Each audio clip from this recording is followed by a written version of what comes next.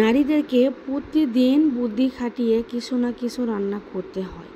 সকাল হলেই চিন্তা সকালের নাস্তায় কি খাবে, দুপুরের আগে আগে চিন্তা যে কি রান্না করব, বিকেল হলে চিন্তা কি নাস্তা খাওয়াবো, রাত্রে হলে আরেক চিন্তা কি রান্না করব। এই ঝামেলা নিয়ে নারীদের সংসার জীবন, এই ঝামেলা নিয়ে নারীদেরকে এভাবে দিনের পর দিন কাটাতে হচ্ছে। হাই এভরিওয়ান, আসসালামু আলাইকুম। সবাই কেমন আছেন? আশা করি সবাই খুব ভালো আছেন। আজকে আমি ডিম দিয়ে আলুর ডাল রান্না করব।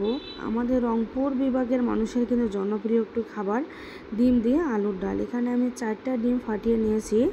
এখানে ডিমের সাথে লবণ, কাঁচামরিচ দিয়ে ডিমটা গুলিয়ে নিয়েছি। আমি কিন্তু ডিমের মধ্যে হলুদ দেই না, অনেকে হলুদ দেয়। হলুদ দিলে ডিমটা কেমন জানি দেখা যায়, এজন্য আমার কাছে ভালো লাগে না। আমি ডিমে হলুদ ছাড়াই আর কি ডিম ভেজে নেই। এখন ডিমটা আমার ভেজে নেওয়া হয়েছে, এখন ডিমটা ওটাই নেব। অন্যদিকে কিন্তু আলুগুলো আমার ভালো করে কাটা বাছা করে নেওয়া হয়ে গিয়েছে। এখন আমি এখানে একটা কড়াই বসিয়ে দিয়ে কড়াইয়ের মধ্যে পরিমাণ অনুযায়ী তেল দিয়ে প্রথমে একটু রসুন, থেতো করা রসুন দিয়ে দিলাম। এক একজনের রান্নার ধরন কিন্তু এক এক রকম।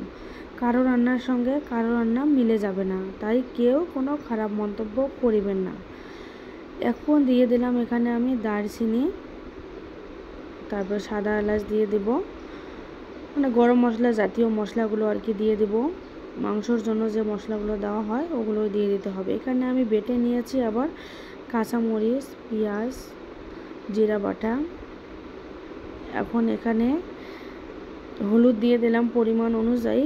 এখন ধনিয়ার গুঁড়া, জিরার গুঁড়া দিয়ে দিলাম। এখন মশলাটা একটু ভালো করে কষিয়ে নেব।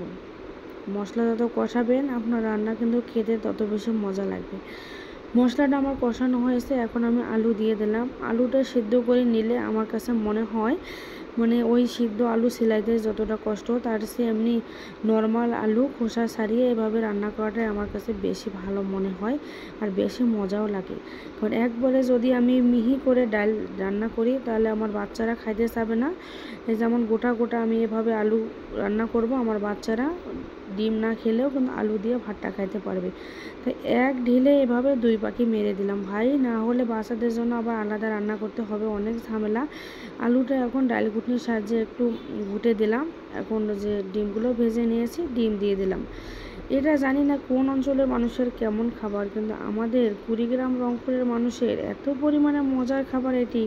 আগে তো মনে করেন এটি আমি সপ্তাহে 5 দিনেই খাইতাম, কিন্তু এখন একটু মোটা হওয়ার কারণে ডাক্তার আলু খেতে নিষেধ করে। কিন্তু তারপর আমার মনে হয় আলু যে কোনো সবজিতে বা যে কোনো তরকারিতে আলু না দিলে আমার মনে হয় আজকে রান্নাটি ভালোই হয়নি, রান্নাটি আমার অসম্পূর্ণ রয়ে গিয়েছে। তাই আলু পাগল হওয়ার কারণে আলুর মতো হয়ে যাচ্ছে। ভিডিওটি ভালো লাগলে লাইক, কমেন্ট, শেয়ার করিন। আল্লাহ হাফেজ।